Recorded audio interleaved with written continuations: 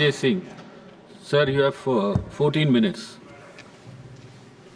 धन्यवाद मान्यवर, आपने इस महत्वपूर्ण विषय पे मुझे अपनी बात कहने का मौका दिया। सदन में माननीय शिक्षा मंत्री जी भी हैं और आज जब हम लोग शिक्षा के बारे में बात कर रहे हैं तो बाबा साहब डॉक्टर भीमराव अंबेडकर जी को याद करना बहुत आवश्यक है। बाबा साहब डॉक्टर भीमराव अंबेडकर जी ने कहा था, शिक्षा शेरनी का वो दूध है जो जितना पिएगा उतना दहाड़ेगा। अगर भारत शिक्षित बनेगा तभी विकसित बनेगा मान्यवर। शिक्षित भारत ही विकसित भारत बन सकता है। लेकिन वास्तव में इस शिक्षित भारत की सच्चाई क्या है? हो सकता है कि सरकार ने अपनी ओर से बड़े बड़े दावे किए हों, बजट में बड़ी बड़ी घोषणाएं की हों, लेकिन जमीन पर उसकी सच्चाई क्या है, यह आपके माध्यम से सरकार को और देश को जानना जरूरी है। मान्यवर, सबसे पहले मैं आपके सामने पूरे देश में ड्रॉप आउट स्टूडेंट का आंकड़ा रखना चाहता हूं। वर्ष 2022-23 और 23-24 में पूरे हिंदुस्तान के अंदर, पूरे भारत में 54,77,223 बच्चों ने सरकारी स्कूल की शिक्षा छोड़ी है मान्यवर। 54,77,223 बच्चों ने। और ये बच्चे एक कक्षा से लेकर 8वीं कक्षा तक के बच्चे। इनमें आसाम का अगर आंकड़ा पढ़ें तो 3,58,075 बच्चों ने सरकारी स्कूल की शिक्षा छोड़ी है।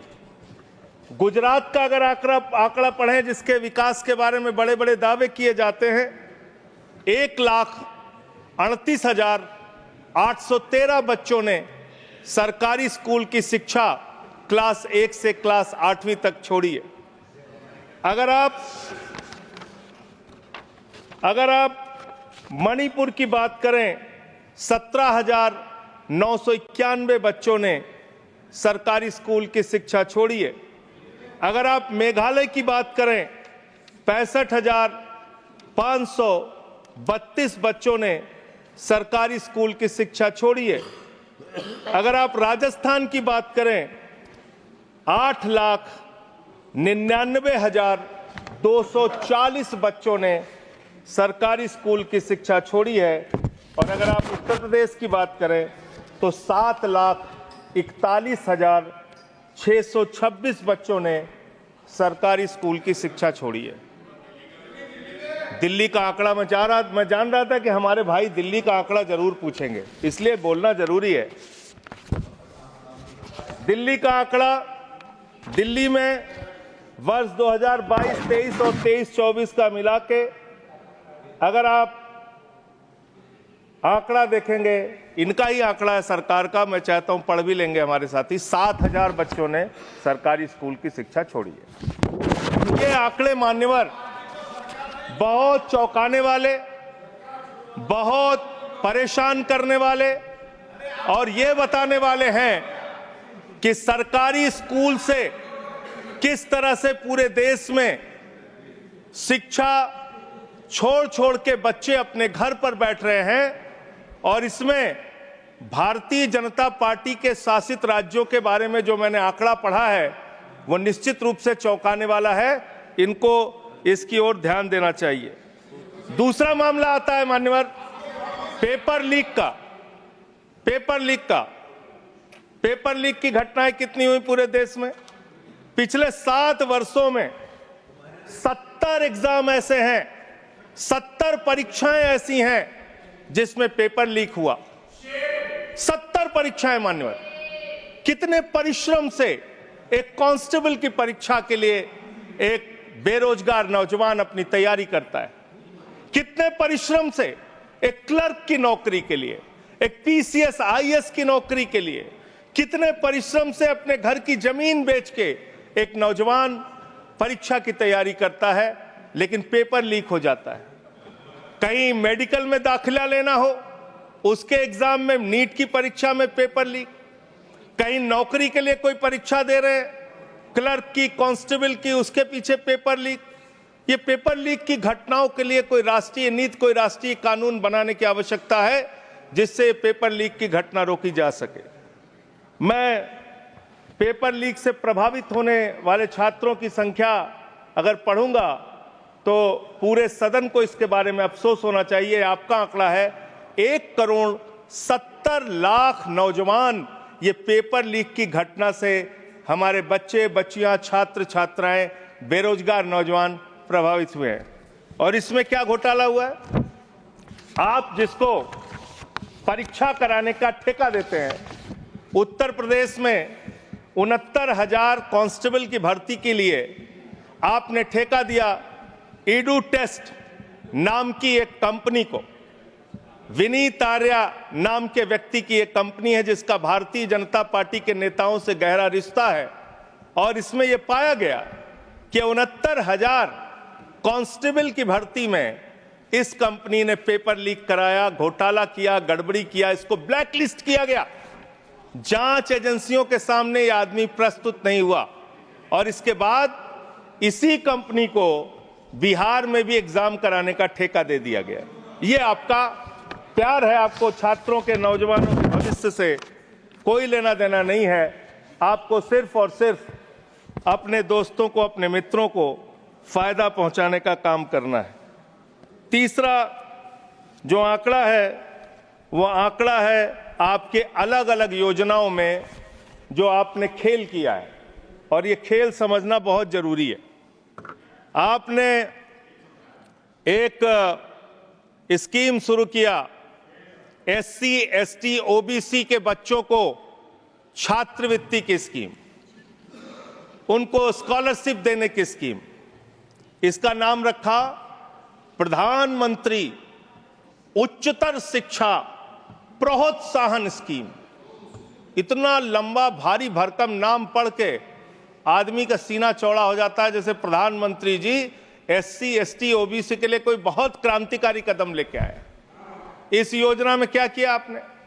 और इसमें हाई स्कूल से लेकर पोस्ट ग्रेजुएट, इंजीनियरिंग और पीएचडी के जो छात्र हैं एसटी, एससी, ओबीसी के, उनको अब स्कॉलरशिप देने की बात करते हैं। इसमें आपने 2023-24 में 98 करोड़ रुपए खर्च किया। 2024-25 में इस स्कीम को बढ़ा के आपने 1558 करोड़ रुपए बजट में निर्धारित किया। बड़ी खुशी की बात है, 98 करोड़ खर्चा हुआ 23-24 में और 1558 करोड़ आपने बजट बढ़ा के कर दिया, निर्धारित कर दिया 24-25 में। फिर आप रिवाइज्ड बजट लेके आते हैं, संशोधित बजट लेके आते हैं। ये 1558 करोड़ की स्कीम घटा के आपने इसको 1000 करोड़ कर दिया। 1000 करोड़ करके 24-25 में इसको 1000 करोड़ किया, यानी कि इसी स्कीम में आपने 35% एससी, एसटी, ओबीसी को मिलने वाली स्कॉलरशिप का पैसा कम करने का काम किया।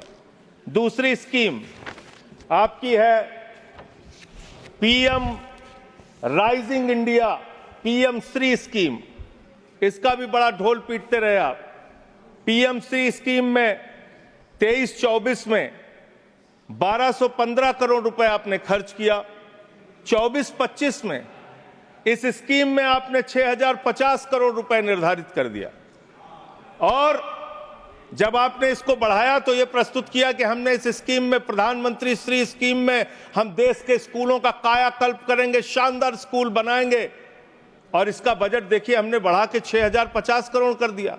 फिर 24-25 में ही आप इसके लिए रिवाइज्ड बजट लेके आए और इसमें करीब करीब 1500 करोड़ रुपए आपने घटा के इसको रिवाइज्ड बजट में 4500 करोड़ रुपए कर दिया। करीब करीब 25% बजट आपने पीएम श्री स्कीम का कटौती कर दिया। फिर 25-26 में इसको 7500 करोड़ कर दिया। फिर आप एक स्कीम लेके आए, प्रधानमंत्री उच्चतर शिक्षा अभियान। इस स्कीम के अंदर 23-24 में आपने 186 करोड़ रुपए खर्च किया, 24-25 में फिर इसको बढ़ा के आपने 815 करोड़ रुपए कर दिया। फिर इसी साल 24-25 में आप रिवाइज्ड बजट लेके आए जिसमें आपने 920 करोड़ रुपए यानी कि करीब करीब 50% इस बजट का भी पैसा कम कर दिया और फिर 25-26 के लिए 815 करोड़ रुपए जो 24-25 में किया था वही आपने 25-26 के लिए कर दिया। यानी कितना खेल शिक्षा के नीति के साथ, शिक्षा के लिए निर्धारित बजट के साथ कितना बढ़िया खेल किया आपने। एक बार आप बजट निर्धारित करते हैं, फिर संशोधित करते हैं, फिर वही बजट दोबारा अगले साल घोषित करते हैं। ये इस देश के शिक्षा व्यवस्था के साथ आप मजाक नहीं कर रहे तो और क्या कर रहे हैं। फिर आपने एक समग्र शिक्षा जिसकी आजकल बहुत चर्चा पूरे देश में है, इस समग्र शिक्षा अभियान में आपने 23-24 में 32,830 करोड़ रुपए खर्च किया और फिर 24-25 में आपने इसको घटा के इसको बढ़ा के 37,500 करोड़ किया। फिर रिवाइज बजट लेके आए आप।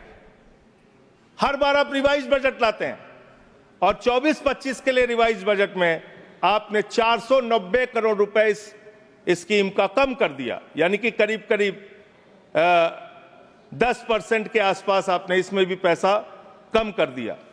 अब आइए 25-26 में आपने फिर इसी स्कीम में 41,500 करोड़ रुपए का आपने बजट निर्धारित किया। एक और मिड डे मील की चर्चा बहुत ज्यादा होती है सर।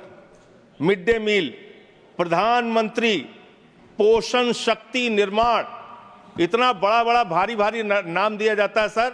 आदमी को लगता है कि जैसे इस मिड डे मील की स्कीम का नाम सुनेंगे आपके अंदर वैसे ही शक्ति आ जाएगी प्रधानमंत्री का नाम सुनते हुए।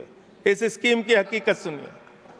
इस स्कीम के अंदर आपने 8,458 करोड़ रुपए 23-24 में खर्च किया, फिर 24-25 में इसको बढ़ा के 12,467 करोड़ रुपए किया। फिर इसी साल 24-25 में ही आप रिवाइज बजट लेके आए, संशोधित बजट लेके आए और इस स्कीम का पैसा आपने 2,467 करोड़ रुपए घटा दिया। मिड डे मील का पैसा आप घटा रहे हैं, मिड डे मील के पैसे में आप कटौती कर रहे हैं। आपकी सरकार को शर्म आनी चाहिए। बच्चों के मिड डे मील का पैसा भी आप लोग पूरा नहीं देते और करीब करीब 19% पैसा आपने मिड डे मील का कम कर दिया।